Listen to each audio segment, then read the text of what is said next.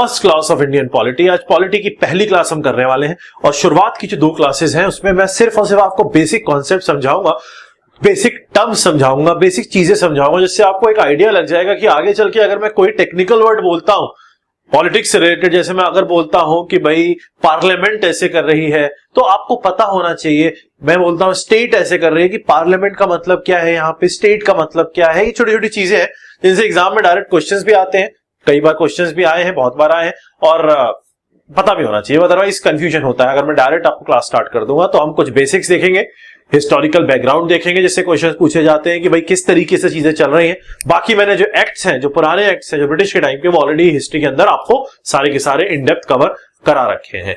जो हमारे council acts थे वो सारे हमने हिस्ट्री के अंदर ऑलरेडी पढ़े हुए हैं। तो आज हम बात करते हैं पॉलिटिक्स की। पॉलिटी का मतलब क्या होता है, सबसे पहले ये समझो। पॉलिटी, या हिंदी में इसको लेके चलो राजनीति, मैं हिंदी में भी इसके साथ वर्ड्स लेके चलूंगा, जिससे जो हिंदी मीडियम स्टूडेंट्स हैं वो भी कैप्चर कर पाए और इजीली चीजों को समझ पाए। तो पॉलिटी का मतलब होता है राजनीति। राजनीति का मतलब होता है बेसिकली, अगर हम पॉलिटी का बेसिक सा एक मतलब समझने की कोशिश करें तो इसका मतलब होता है एक पर्टिकुलर ग्रुप या एक पर्टिकुलर सिस्टम को प्रॉपर तरीके से बांधे रखना, और वो जो सिस्टम बांधा हुआ है उस सिस्टम का प्रॉपर तरीके से फंक्शन करना। अगर ये जनरल मीनिंग है, अगर वो गवर्नमेंट का सिस्टम की बात करते हो, मतलब गवर्नमेंट को बांधे रखना, गवर्नमेंट के सारे ऑर्गन्स, सारे पार्ट्स को जोड़ के रखना और इन सारे पार्ट्स का एक पर्टिकुलर तरीके से वर्क करना, वो पॉलिटी कहलाता है।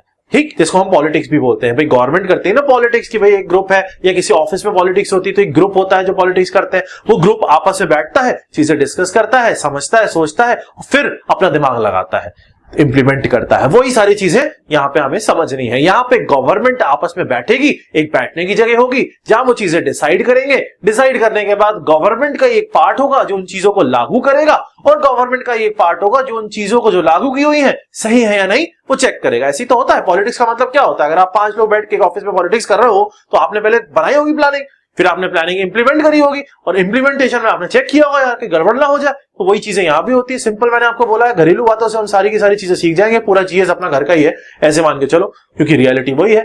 जो सिस्टम गवर्नमेंट चला रही है वो आप अपने घर पे चला रहे हो, या आप अपने ऑफिस में चला रहे हो, तो एवरीथिंग इज सेम। तो आज हम पॉलिटिक्स स्टार्ट करने वाले हैं। सबसे पहले हम बहुत बेसिक सी टर्म से स्टार्ट करेंगे, जो है हमारा सबसे बड़ा, सबसे इंपॉर्टेंट और पॉलिटिक्स का पूरी की पूरी कच्चा चिट्ठा लिखी हुई बुक, जिसको बोलते हैं कॉन्स्टिट्यूशन ऑफ इंडिया। कॉन्स्टिट्यूशन या संविधान, भारत का संविधान।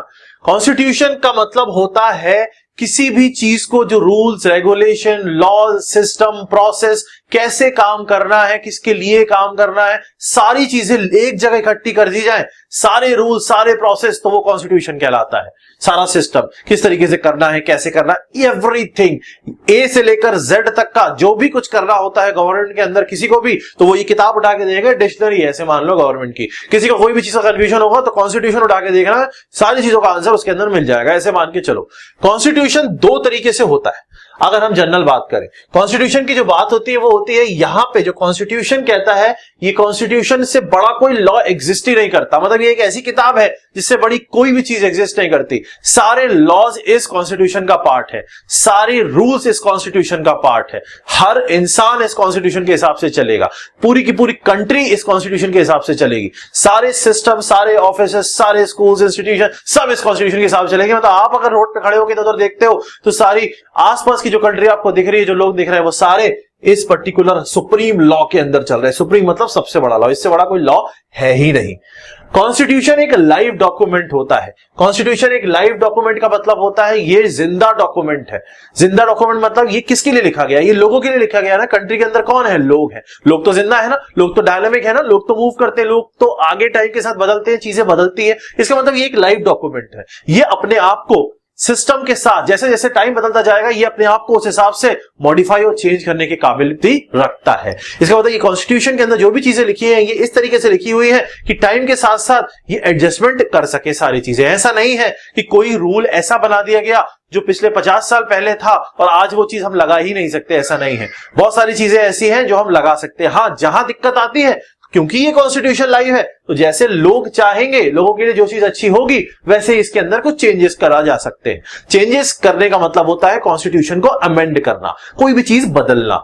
ठीक, कौन बदलेगा कॉन्स्टिट्यूशन? कॉन्स्टिट्यूशन बदलने की पावर एक पर्टिकुलर ग्रुप के पास होती है जो एबिलिटी रखता है उस चीज को करने की। तो वो ग्रुप कौन होता है अभी हम देखेंगे। अभी इतना समझ लो, कॉन्स्टिट्यूशन सबसे बड़ा लॉ होता है। कॉन्स्टिट्यूशन लोगों के लिए लिखा जाता है, पर लोग लाइव होते हैं, जिंदा होते हैं, तो कॉन्स्टिट्यूशन भी लाइव और जिंदा होता है। टाइम के साथ साथ जैसे जैसे लोग नई नई चीजें सोचते चले जाएंगे, नया नया होता चला जाएगा, वैसे ही कॉन्स्टिट्यूशन भी उस टाइम के साथ साथ अपनी चीजों को एडजस्ट करता चला जाएगा।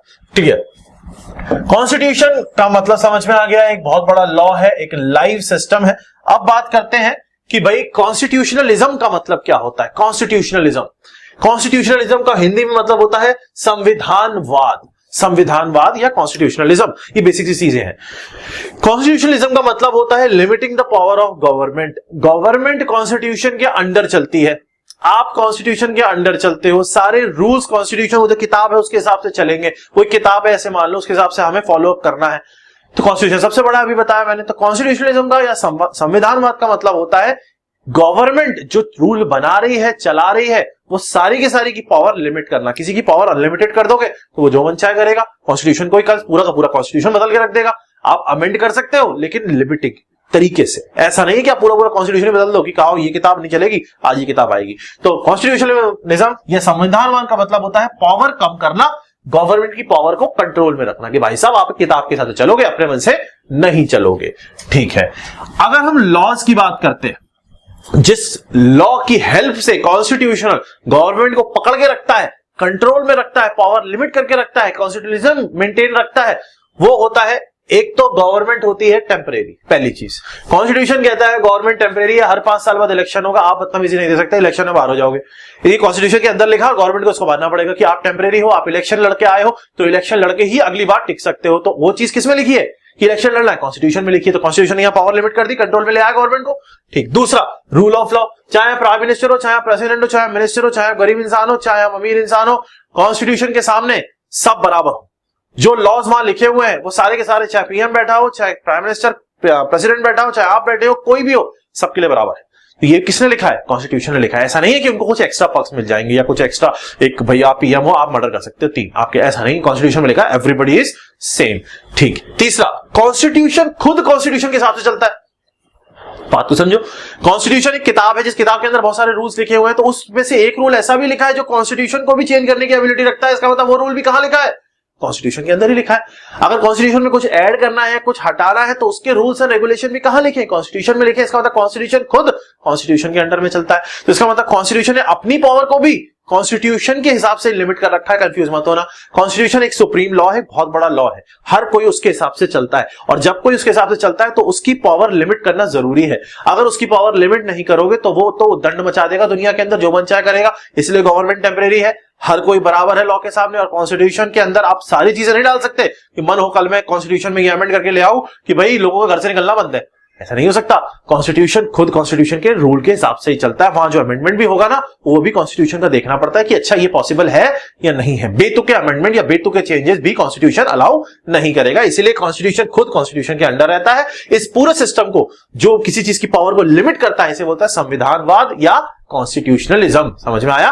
क्लियर। नेक्स्ट पॉइंट पे चलते हैं। कॉन्स्टिट्यूशन जो इंडिया का है उसको अलग अलग तरीके से, अलग अलग पार्ट्स, अलग अलग अनुच्छेद, अलग अलग अनुसूचियां या शेड्यूल्स में डिवाइड किया गया है, पार्ट्स किए गए, ऐसे मान तोड़ दिए गए। क्या है वो हम समझेंगे आगे चल के, जब एक एक के अंदर घुसेंगे। अगर मैं आज करंट की बात करूं, करंट बिल्कुल रियल डेटा की बात करूं, तो 25 पार्ट्स हैं, भाग हैं कॉन्स्टिट्यूशन के, 25 भाग हैं, 471 आर्टिकल्स हैं, अनुच्छेद आर्टिकल्स 471 है।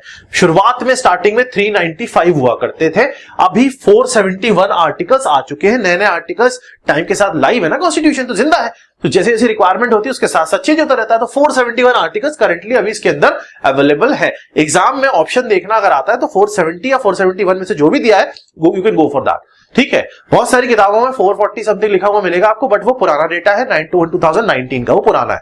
ये करंट डेटा बता रहा हूं आपको। 471 आर्टिकल्स के आसपास कॉन्स्टिट्यूशन में अभी है, और भी आ जाएंगे, बट आप अभी 470 के आसपास याद रखना।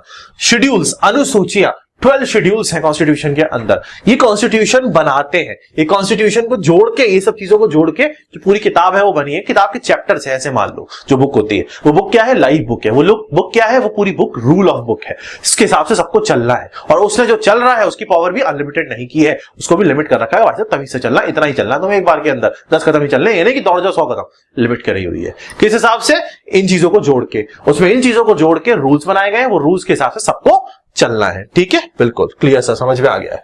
अब बात करते हैं कि कॉन्स्टिट्यूशन ने जो गवर्नमेंट चलती है, मैंने आपको बताया पॉलिटिक्स कौन करता है, ग्रुप करता है। कौन ग्रुप करता है, यहाँ पे गवर्नमेंट करती है। गवर्नमेंट के अंदर बहुत सारे लोग हैं, वो लोग समझते हैं कौन कौन है, बेसिक समझ रहे हैं, आज हम कॉन्सेप्ट पकड़ रहे हैं। ऑर्गन्स या लोग गवर्नमेंट के अंदर कौन कौन काम करता है, तो गवर्नमेंट के 3 बड़े बड़े ऑर्गन्स हैं। जैसे हमारे होते हैं ना हाथ पैर मुंह सर, ऐसा हमारे ऑर्गन्स होते हैं। अंदर चलना है भाई, ऑर्गन मान लो पेट के अंदर चलना है, ये तो अपने बॉडी पार्ट्स है, पार्ट्स मान लो, एक ही बात है। पार्ट्स ऑफ गवर्नमेंट या ऑर्गन्स ऑफ गवर्नमेंट। ऑर्गन जैसे मान लो आपका दिमाग है, आपका अंदर स्टमक है, आपका लिवर है, ये सब आपके ऑर्गन्स है। तो ये बॉडी चला रहे हैं ना, आपकी पूरी की पूरी बॉडी चला रहे हैं। ठीक, पहला होता है लेजिस्लेटिव, दूसरा होता है एग्जीक्यूटिव, तीसरा होता है जुडिशियल। लेजिस्लेटिव का काम होता है किसी भी चीज को बनाना। आपने हिस्ट्री क्लासेस में देखा था, पहले लेजिस्लेटिव काउंसिल था भी नहीं एक्चुअली, एग्जीक्यूटिव काउंसिल था बस, जो चलाता भी था और बनाता भी था। फिर एग्जीक्यूटिव के साथ लेजिस्लेटिव काउंसिल आया, फिर एग्जीक्यूटिव के साथ लेजिस्लेटिव असेंबली आया। आपने हर चीजों को समझा। लेजिस्लेटिव का मतलब होता है लॉज बनाना, चीजें बनाना, कि ऐसे करना है, ऐसे करना है, इस तरीके से करना है। कैसे बनाएंगे, ये कॉन्स्टिट्यूशन के हिसाब से बनाएंगे, उसके बाहर जाके नहीं बना सकते। एग्जीक्यूटिव का काम होता है जो बन चुका है उसको चलाना, इंप्लीमेंट करना, इंप्लीमेंटर होता है ये मेकर होता है। उसके बाद एक होता है प्रोटेक्टर, जो चेक करता है कि भाई ये बदतमीजी तो नहीं ले रहे हैं, जो लॉ बनाया है वो सही है कि नहीं है, जो कर रहा है काम एग्जीक्यूटिव वो सही है कि नहीं है, तो उसको चेक करने के लिए ये एक जुडिशियल बैठा होता है। तो ये 3 ऑर्गन होते हैं किसी भी गवर्नमेंट के, लेजिस्लेटिव, एग्जीक्यूटिव, जुडिशियल। लेजिस्लेटिव जो लॉ बनाता है उसके अंदर 3 बड़े पार्ट्स आते हैं। प्रेसिडेंट, ध्यान रखना, लेजिस्लेटिव का पार्ट होता है प्रेसिडेंट और 2 हाउसेस, राज्यसभा, लोकसभा। राज्यसभा में भी ग्रुप बैठता है, लोकसभा में भी ग्रुप बैठता है। कौन बैठता है वो हम देखेंगे। प्रेसिडेंट एक आदमी होता है, प्रेसिडेंट जो हेड होता है, उसके बाद 2 ग्रुप, क्योंकि आपको लॉ बना रहे तो डिस्कस करके बनाओगे ना चीजें, तो 2 ग्रुप होते हैं। तो प्रेसिडेंट और अपने पास राज्यसभा, लोकसभा, ये लेजिस्लेटिव का पार्ट होता है जो लॉ बनाता है। एग्जीक्यूटिव की जब आप आ जाते हैं तो एग्जीक्यूटिव काम करता है। आप मुझे बताओ काम कौन कौन करता है, तो प्रेसिडेंट भी करता है। तो प्रेसिडेंट एग्जीक्यूटिव का भी पार्ट है, वाइस प्रेसिडेंट भी एग्जीक्यूटिव का पार्ट है। समझेंगे अभी कौन कौन कैसे कैसे क्या क्या कैसे कैसे होता है। उसके बाद प्राइम मिनिस्टर भी काम करते हैं, एग्जीक्यूटिव का पार्ट है।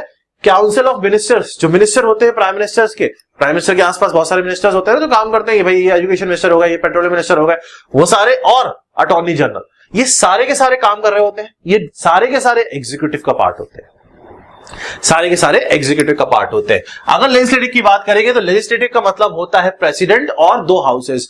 इसका मतलब मैं ये कह सकता हूं कि लेजिस्लेटिव जो पूरा का पूरा काम चला रहा है वो पार्लियामेंट के थ्रू चला रहा है। इसका मतलब मैं ये कह सकता हूं जो पार्लियामेंट है उस पार्लियामेंट के कौन कौन पार्ट हो गए, प्रेसिडेंट और 2 हाउसेस। तो अगर आपसे एग्जाम में क्वेश्चन आता है कि पार्लियामेंट के कौन कौन से पार्ट होते हैं, तो आप राज्यसभा, लोकसभा भी लिखोगे, साथ में प्रेसिडेंट भी लिखोगे, क्योंकि सब मिलके लॉ बनाने का काम करते हैं। पार्लियामेंट में कोई भी चीज जाती है या पार्लियामेंट से बाहर कोई भी चीज आती है तो पास जब भी होना होता है उसे अल्टीमेटली प्रेसिडेंट के सिग्नेचर चाहिए होते हैं, बिना उसके उसका कोई मतलब नहीं है। तो पार्लियामेंट की कोई भी चीज फाइनल तभी होगी जब वो प्रेसिडेंट से साइन मरवा लेगी। समझ में आ रहा होगा। एग्जीक्यूटिव का पार्ट भी है प्रेसिडेंट और काम करने वाले लोग। जुडिशियल में आ जाओ, जुडिशियल में सुप्रीम कोर्ट हो गया, हाई कोर्ट आ गए, या सबऑर्डिनेट कोर्ट, डिस्ट्रिक्ट कोर्ट वगैरह जो अपने रहते हैं। इसका मतलब ये सारे के सारे चेक करते हैं कि जो लॉ बनाए हैं, किसी को कोई प्रॉब्लम हुई है, वो सब क्या है। ये सारे के सारे ऑर्गन है गवर्नमेंट के, जैसे गवर्नमेंट काम करती है। अब 1 बाय 1 इन ऑर्गन्स को समझते हैं कि भाई ये है क्या।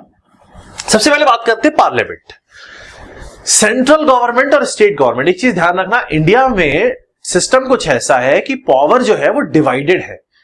कैसे? कुछ पावर सेंट्रल पे पास है, सेंट्रल जो अपना मेन है, दिल्ली में सेंटर है, कैपिटल है, और बाकी की हर स्टेट को कुछ पावर डिस्ट्रीब्यूट कर दी है। फिर भी ज्यादा पावर सेंट्रल के पास ही, सेंट्रल ने अपने कंट्रोल में ज्यादा पावर रखी हुई है। लेकिन कुछ कुछ पावर लोकल सिटीज, स्टेट्स को भी दे रखी है। जैसे यूपी के पास जो अपने चीफ मिनिस्टर है, उनके पास कुछ पावर है, कुछ चीजों में लॉ वो बना सकते हैं वहां पे, ठीक। लेकिन जो मेन पॉइंट्स हैं, जो मेन इंपॉर्टेंट चीजें हैं, उन सबका कंट्रोल सेंट्रल के हाथ में रहता है, ठीक है। तो इसका मतलब यह है इंडिया एक ऐसी कंट्री है जहां पावर का डिवीजन है सेंट्रल और स्टेट के बीच में। तो पहले सेंट्रल की बात करते हैं। सेंट्रल में लॉ बनाने वाली अथॉरिटी कौन होगी? सेंट्रल की पार्लियामेंट। कौन सी पार्लियामेंट होगी? सेंट्रल का लेजिस्लेचर वाली पार्लियामेंट। कौन सी? इसमें प्रेसिडेंट होगा, लोकसभा होगा, राज्यसभा होगा। सेंट्रल में प्रेसिडेंट, लोकसभा, राज्यसभा, ये वहां का टोटल पार्लियामेंट डिस्क्राइब करता है। हिंदी में बोलोगे ये जो होते हैं ना लोकसभा राज्यसभा के जो मेंबर होते हैं इनको बोलते हैं member of parliament, MPs, member of parliament, ये सेंट्रल वाले के होते हैं एमपीस। इनको हिंदी में अगर आप बोलोगे तो बोलते हैं सांसद होते हैं ना, ये होते हैं एमपी। सिमिलरली स्टेट पे आ जाओ तो स्टेट के अंदर दो ऑप्शन होते हैं। स्टेट के अंदर पुराने जमाने से आप हिस्ट्री वाले टाइम से देखोगे तो लेजिस्लेटिव के अंदर काउंसिल्स रहते थे, लेकिन अभी क्या है कुछ बड़ी स्टेट्स में लेजिस्लेटिव काउंसिल और लेजिस्लेटिव असेंबली भी चली गई है, कुछ स्टेट्स में है, हम आगे देखेंगे कौन कौन सी में है। लेकिन अभी के लिए आप इतना ध्यान रखो, स्टेट के अंदर लॉ बनाता है लेजिस्लेटिव असेंबली और बाकी कुछ पोर्शन रहते हैं लेजिस्लेटिव काउंसिल। वहां अगर दो हाउसेस है दोनों के पास जाएगा, अदरवाइज मेन ऑप्शन अगर किसी एक के पास है तो लेजिस्लेटिव असेंबली वहां पे होगी। इसके बाद एक चीज समझ में आ रही है, लेजिस्लेटिव असेंबली और लेजिस्लेटिव काउंसिल ये स्टेट की पार्लियामेंट डिस्क्राइब कर रहे होते हैं।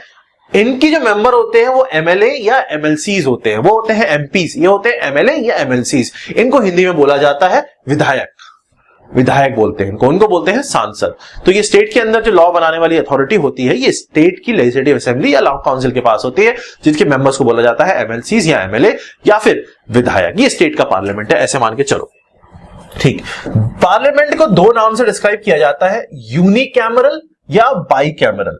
यूनिकैमरल का मतलब होता है सिर्फ एक हाउस, किसी स्टेट में जाते हो सिर्फ लेजिस्लेटिव असेंबली है, एक है, तो उसका मतलब वहां पे जो हाउस है, जो अथॉरिटी है पार्लियामेंट, जो मेन लॉ बनाने वाली एबिलिटी है वो सिर्फ एक ही घर में है, जहां लोग बैठ के डिस्कस करेंगे, पॉलिटिक्स करेंगे। ठीक, एक ही है। अगर दो होते हैं तो उसको बोलते हैं बाइकैमरल, बाई मतलब टू, बाइकैमरल। जैसे राज्यसभा लोकसभा, अब थोड़ा सा राज्यसभा लोकसभा का भी बात कर लेते हैं। राज्यसभा को बोला जाता है अपर हाउस, बड़ा वाला हाउस, और लोकसभा को बोला जाता है लोअर हाउस। लोकसभा के अंदर जो लोग बैठते हैं, लोकसभा हाउस है ना, घर घर में लोग बैठेंगे, डिस्कशन करेंगे, तभी तो पॉलिटिक्स होगी। शुरुआत से बताया मैंने आपको किसके हिसाब से पॉलिटिक्स करनी है, कॉन्स्टिट्यूशन के हिसाब से पॉलिटिक्स करनी है। ठीक है, लोकसभा में जो लोग बैठते हैं वो जो लोग होते हैं उनको इलेक्ट भी जनरल लोग ही करते हैं, मतलब हम आप करते हैं, वोट करते हैं, बंदा पहुंच जाता है वहां पे लोकसभा में, लोअर हाउस में। जो लोग वहां बैठ रहे होते हैं वो डायरेक्टली लोगों का, पीपल का रिप्रेजेंटेशन दे रहे होते हैं सेंटर पे। सेंटर की बात कर रहा हूं ना, सेंटर का पार्लियामेंट में राज्यसभा लोकसभा होता है। इसका मतलब हम लोग जब वोट करेंगे तो हमारा वोट, जो आदमी सेलेक्ट होगा, जो जाएगा वहां पे पार्लियामेंट बन के मेंबर, वो होगा लोकसभा में बैठने वाला इंसान। ठीक है, direct people representative will be present in Lok Sabha which is elected, जो वोटिंग होती है उसके थ्रू। अब बात करते हैं राज्यसभा में कौन बैठेगा भाई साहब। राज्यसभा में बैठता है वो बंदा जो स्टेट को रिप्रेजेंट कर रहा होता है, स्टेट को रिप्रेजेंट कर रहा होता है। स्टेट को रिप्रेजेंट करने वाला बंदा स्टेट से जाएगा और स्टेट में जो भेजा जाएगा बंदा वो सेलेक्ट करेंगे वहां के एमएलए। एमएलए मतलब member of legislative assembly. State में लेजिस्लेटिव असेंबली तो सभी में है, किसी किसी में लेजिस्लेटिव काउंसिल भी है, लेकिन लेजिस्लेटिव असेंबली सब में। तो एमएलए जो होते हैं वो अगर अपने में से कोई बंदा सेलेक्ट करके या इलेक्ट करके ऊपर भेजते हैं तो वो राज्यसभा में बैठता है जाके, और वो डायरेक्टली स्टेट को रिप्रेजेंट कर रहा होता है सेंटर में। लोकसभा का बंदा लोगों को रिप्रेजेंट कर रहा हो, लोग हो गए ना, लोग, ऐसे ध्यान रखो, लोग और लोग। ये राज्य मतलब राज्यसभा, राज्य मतलब स्टेट्स, स्टेट्स की सभा, ये लोगों की सभा, तो लोग बैठेंगे यहाँ पे, लोगों का रिप्रेजेंटेटिव। ये राज्यों की सभा, तो राज्य का बंदा बैठेगा। कौन बैठेगा राज्य में, कौन बैठता है, एमएलए। एमएलए यहाँ पे सेलेक्ट होकर कोई ना कोई आ जाएगा जो वो आपस में इलेक्ट करके भेजेंगे। मतलब यहाँ पे इनडायरेक्टली इलेक्टेड है, यहाँ पे डायरेक्टली इलेक्टेड है, दोनों जगह इलेक्टेड ही। समझ में आ गया होगा। ठीक है सर, बिल्कुल। ये तो हो गई बात पार्लियामेंट की, लेजिस्लेटिव की। अब बात करते हैं एग्जीक्यूटिव की। एग्जीक्यूटिव का मतलब होता है इंप्लीमेंटर, वो बनाई हुई चीजों को चलाएगा, इंप्लीमेंट, वो प्रोसेस में लेके आएगा चीजें। एग्जीक्यूटिव जो होता है वो दो तरीके का होता है, एक होता है टेम्परेरी एग्जीक्यूटिव, एक होता है परमानेंट एग्जीक्यूटिव। एग्जीक्यूटिव का काम क्या है, काम करना। किसका पार्ट है वो, ऑब्वियस सी बात है, जो गवर्नमेंट है उसी का पार्ट है। और गवर्नमेंट किसके अंडर चल रही है, कॉन्स्टिट्यूशन के अंडर चल रही है। कॉन्स्टिट्यूशन क्या कह रहा है कि पॉलिटिक्स करो लेकिन तमीज से करो, रूल के साथ करो। क्लियर, बुक है। जो टेम्परेरी एग्जीक्यूटिव होता है उसको बोलते हैं पॉलिटिकल एग्जीक्यूटिव। जितने भी पॉलिटिकल एग्जीक्यूटिव देते हैं सब टेम्परेरी होते हैं। इलेक्शन होगा, हार जाएंगे, दूसरा आ जाएगा। इसका मतलब जो पॉलिटिकल रिप्रेजेंटेटिव है, जो एग्जीक्यूटिव एक्चुअली है, ये सारे के सारे टेम्परेरी है। तो परमानेंट कौन होता है, परमानेंट होता है आईएएस ऑफिसर। अगर आईएएस ऑफिसर है तो आईएएस ऑफिसर ही वहां पे होगा। इसका मतलब वो परमानेंट एग्जीक्यूटिव। आईएएस ऑफिसर तो काम कर रहा है ना कंटिन्यूअसली, जब तक रिटायर नहीं हो जाता। रिटायर तो बहुत टाइम है, 60 साल, और तब भी वो पोस्ट तो वही रहेगी ना, वो तो कंटिन्यूअसली वही रहेगी। लेकिन प्राइम मिनिस्टर और ये लोग जो मेंबर्स हैं ये बदलते रहेंगे, ये बार बार, जैसे इलेक्शन होगा बंदा चेंज हो जाएगा, सिस्टम चेंज हो जाएगी, पार्टी चेंज हो जाएगी, पूरा सिस्टम, पॉलिसी बदल जाएगी। लेकिन आईएएस का जो वर्क करने का तरीका है, जो सिस्टम है, जो बना हुआ है, वो वैसा ही रहेगा। चाहे कोई भी बंदा आ जाए, वो सिस्टम नहीं बदलेगा। इसका मतलब जो एग्जीक्यूटिव है वो टेम्परेरी होता है, जिसको पॉलिटिकल एग्जीक्यूटिव बोलते हैं, जो परमानेंट होता है जिसको एडमिनिस्ट्रेटिव एग्जीक्यूटिव बोलते हैं, जो एएस होता है, बाकी जो मिनिस्टर्स होते हैं वो सारे के सारे टेम्परेरी एग्जीक्यूटिव होते हैं। समझ में आ गया। एग्जीक्यूटिव के अंदर prime minister, president, vice president, council of minister, attorney general, ये सारे के सारे एग्जीक्यूटिव आते हैं जो काम करते हैं।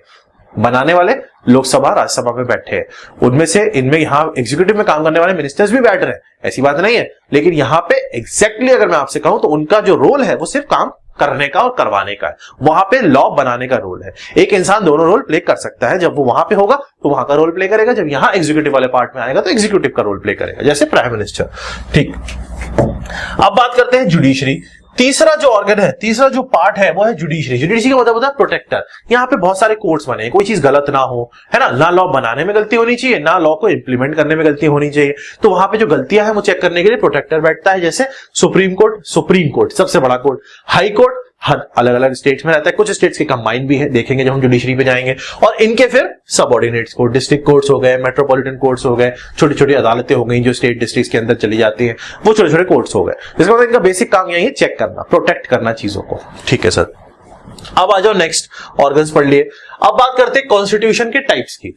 कॉन्स्टिट्यूशन एक किताब है, एक रूल बुक है, एक सिस्टमैटिक सिस्टम को चलाने वाला पूरा का पूरा मैनेजमेंट वाली बुक है, ऐसे मान के चलो, इसके अंदर सबको चलना है। अब वो बुक या वो डॉक्यूमेंट या वो चीज है अलग अलग तरीके की हो सकती है अलग अलग कंट्री में। कॉन्स्टिट्यूशन का जो पहला टाइप होता है वो होता है लिखा हुआ या नहीं लिखा हुआ, रिटन और नॉन रिटन कॉन्स्टिट्यूशन। अब जैसे इंडिया है, इंडिया में हमने कॉन्स्टिट्यूशन को लिखा बैठ के, उसके बाद पूरी किताब बनाई, बढ़िया करके कंपाइल किया, कोडिफाई किया, एकदम मोटी ताजी किताब बनाई। इंडिया का सबसे बल्किएस्ट कॉन्स्टिट्यूशन है, आपको पता होगा वर्ल्ड में सबसे बड़ा कॉन्स्टिट्यूशन इंडिया का। तो हमने सारी किताब, पूरी किताब सारी इकट्ठी करी, सब चीजों को जोड़ा, इधर से उधर से उधर से, पूरा एक सिस्टम इतना मोटा पूरा बनाया बल्क। तो इंडिया का रिटन कॉन्स्टिट्यूशन लिखा है ना, किताब है, आपसे कहेगा किताब खोलो देखो इसका आंसर।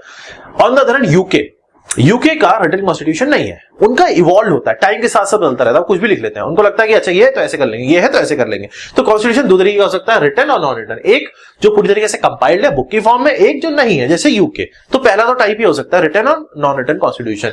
ठीक, यूएसए जो है ना, यूएसए का भी रिटन कॉन्स्टिट्यूशन है, सबसे पहले यूएसए का ही था कॉन्स्टिट्यूशन जो आया था रिटन, उसके बाद फिर इंडिया का भी आया। हम लोगों को जो चीज अच्छी लगती है हम उसको अपना लेते हैं। दूसरा टाइप होता है कॉन्स्टिट्यूशन का रिजिड और फ्लेक्सिबल। ये टाइप्स भी मान सकते हो, प्रॉपर्टीज भी मान सकते हो कॉन्स्टिट्यूशन की, रिजिड और फ्लेक्सिबल। रिजिड और फ्लेक्सिबल का मतलब होता है, रिजिड मतलब आप जानते हो जिस चीज को बदल नहीं सकते, फ्लेक्सिबल जिस को बदल सकते हो। अगर कॉन्स्टिट्यूशन इजीली अमेंड हो जाए तो उसको बोलते हैं फ्लेक्सिबल, भाई इजीली बदल दिया हमने तो कुछ भी। अगर कॉन्स्टिट्यूशन इजीली अमेंड नहीं हो सकता तो उसको बोलते हैं रिजिड।